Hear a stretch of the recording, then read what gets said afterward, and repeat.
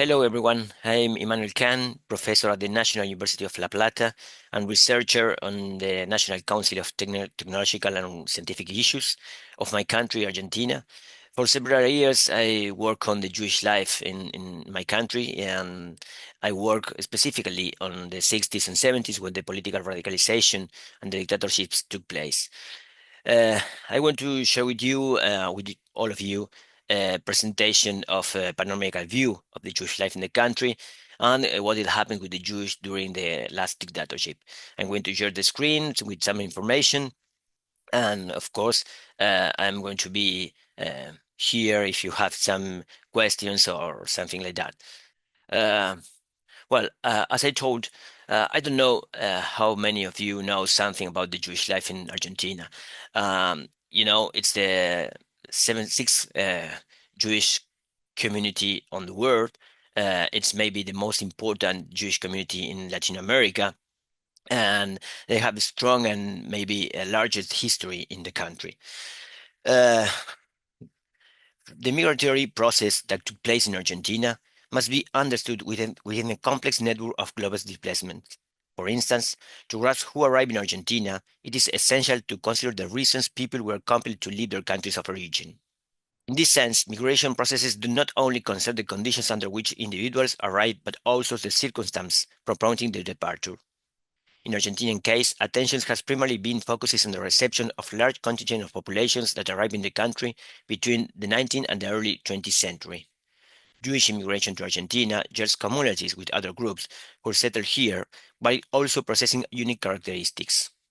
Like much of the broader immigration population arriving in Argentina from late 19th century onward, Jewish formed part of the population that benefit from immigration promotion policies implemented after the 1980s. 80s. However, their places of origin were diverse, spanning European countries, Russia, and even Arab nations. Thus, with some share certain sense of belonging, their linguistic, cultural, social, and even culinary diversity were vast. Additionally, the reasons behind Jewish immigration to Argentina were varied. The first wave, between 1854 1880, consisted mainly of representatives of European commercial houses, while the second wave primarily included individuals fleeing anti-Semitic persecutions in Europe and Russia or seeking new opportunities amid scarcity and famine.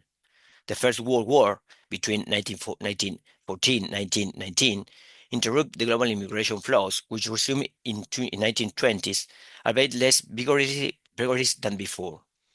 The rise of fascism in Europe and Nazi policy of persecution and racial discrimination against Jews reinvigorated Jewish immigration to Argentina as refugees sought asylum as these lands.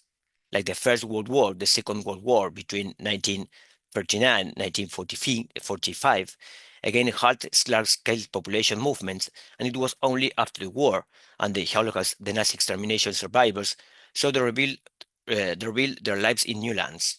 Globally, Argentina became one of the countries receiving the largest influx of Holocaust survivors, despite a 1938 government circular prohibiting diplomatic authorities for issuing visas to considerable of state individuals.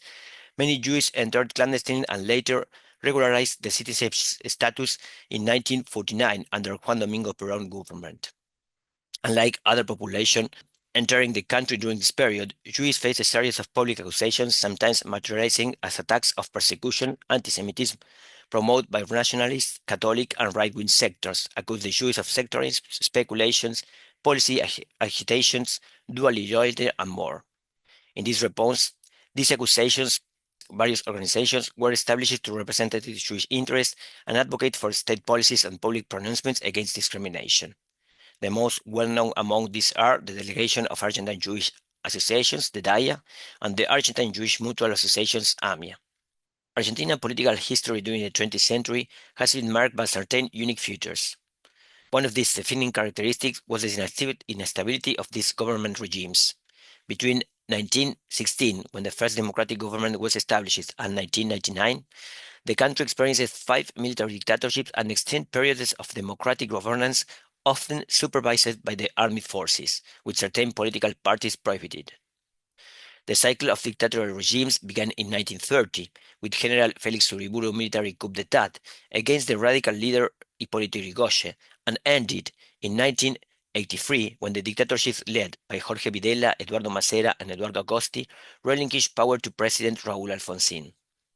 While all these military governments were characterized by the persecution of political opponents, whether radicals, communists, Peronists, or members of guerrilla groups, each successive regime intensified repressive policies.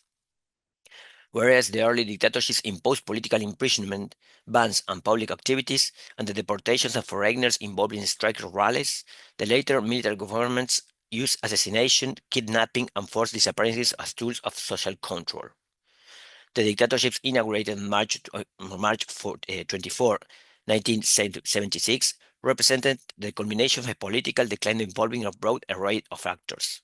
The criminal nature and scale of human rights violations during this period shaped how the dictatorships have been understood, with various analyses focusing in repressive features.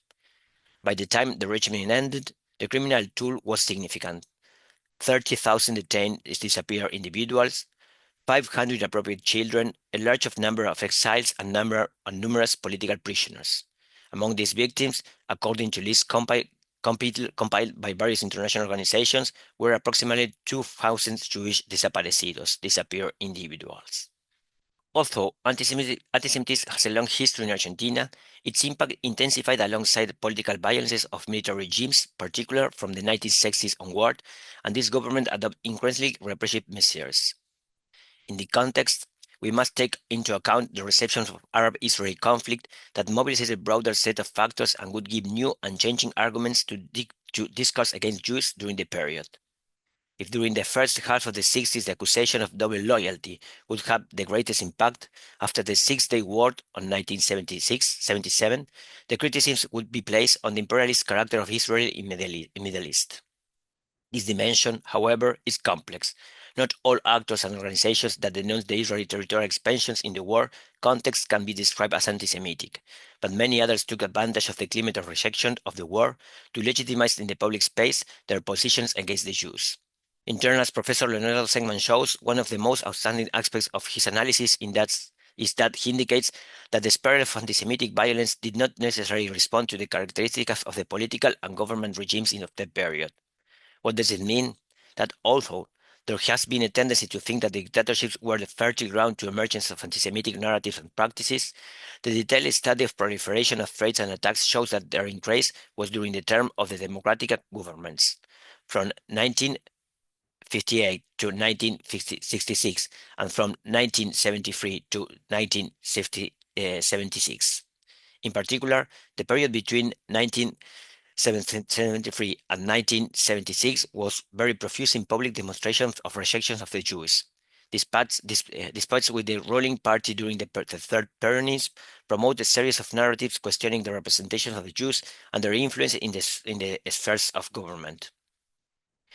Following the death of Juan Domingo Perón in July 1944, his Minister of Social Welfare, José López Rueda, deployed a public and brilliant campaign against the Minister of Finances, José Herbert, which was largely based on his status of Jew. The presence of José Herbert in the Ministry of Economy during this administration of Perón had been causes of accusations by the right-wing nationalist organizations about the Jewish infiltration in power and imperialism. In the same context, two episodes related to the conflict in the Middle East took place which, as during the Six War, once again precipitated the questioning of Israel and Zionism in the public debate: the Yom Kippur War in 1973, and the declaration of the United Nations organizations equating Zionism as a form of racism in 1975. The reception of both events served antagonist sectors of the local political scene, on the right or in the left, to challenge those who identified themselves as Jew, incorporation in the rhetoric of the word Jewish plot, the accusation about the colonial dimension of Israel in the context of the Cold War. In this sense, the period characterized by the radicalization of political violence had its correlate in the prejudice against the Jews of many of the political organizations that act in those years.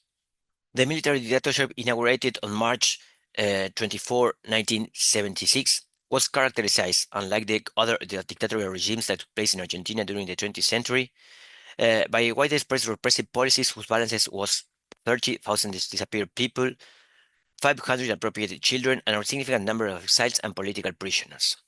the Never Again report presented by the National Commission of Disappearance of Persons, the CONADEP, in 1984, promoted by the democratic government of Raúl Alfonsín, established that the greatest number of victims has concentrated on certain strata of society: young people, workers, professionals, leaders, politicians, and trade unions.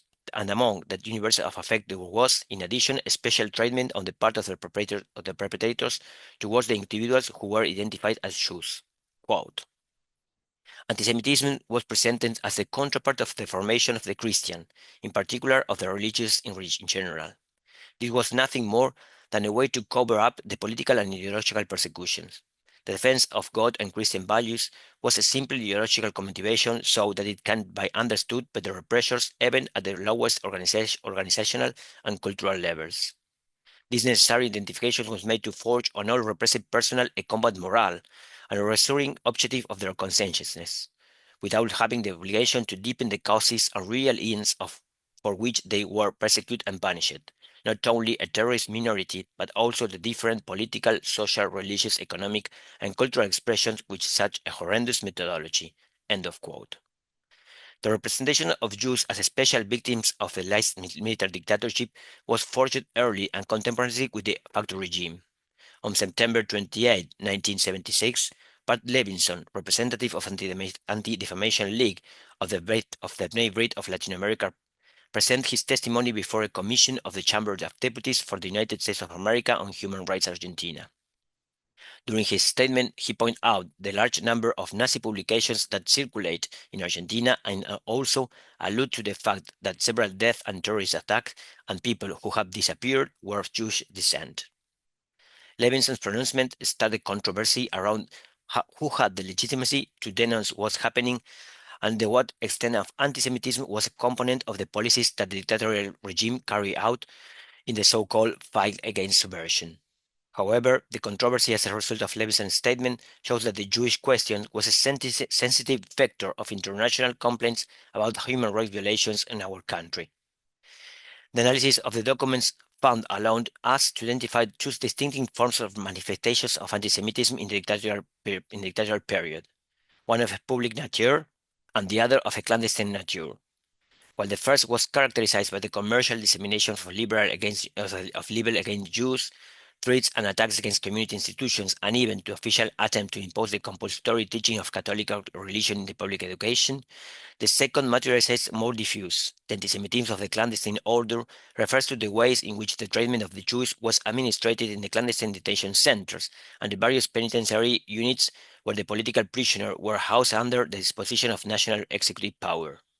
In this sense, it could be noted that the public antisemitism was one of the central concerns that constituted to mobilize the authorities of Argentinian Jewish community and that obtained positive response from the dictatorial authorities. Editorials were closed, numbers were seized, and anti-Semitic books from stalls for the sale of the public. Rabbis were incorporated in television programming disclosures. The Holocaust series was broadcast, and so on. However, the scope for action around antisemitism from the clandestine order proved narrowed and not very permanent for the representatives of the institutions of the Jewish community. The centrality that the issue of special treatment of Jews had in the period of democratic recovery and the debates around the identification of the crimes of the dictatorships with the Holocaust can be weighed by the effect they had on old men, actors of the national rights. As the work of Jorge Saborido and Matthias Greenpunkt shows, the first years of democracy replayed in the public space and the anti-Semitic accusations that accused the Jews of being behind in the new government of Raúl Alfonsín and of the persecution of those responsible for the crimes committed during the last military dictatorship. Also, there is still no reason to confirm this.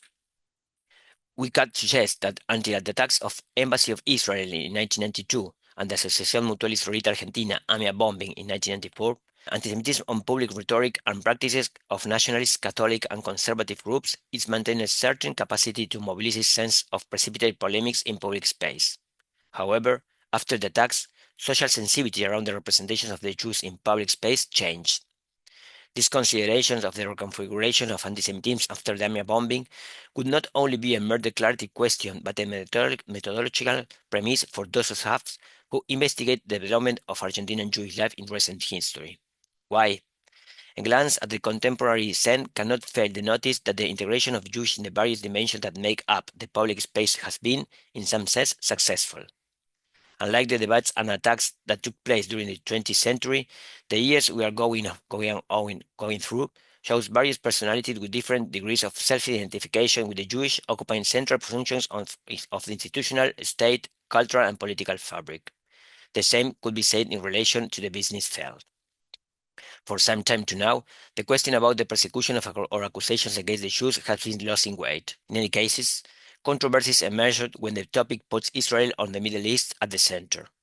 This shift in meaning is inconsistent with the impact that the denunciation of anti-Semitism has on the public agenda. Does this mean that there is no anti-Semitism in the country? No, not at all. But it's evident that there is a broader acceptance and integration of individuals of Jewish origin in various spheres of the national in the war.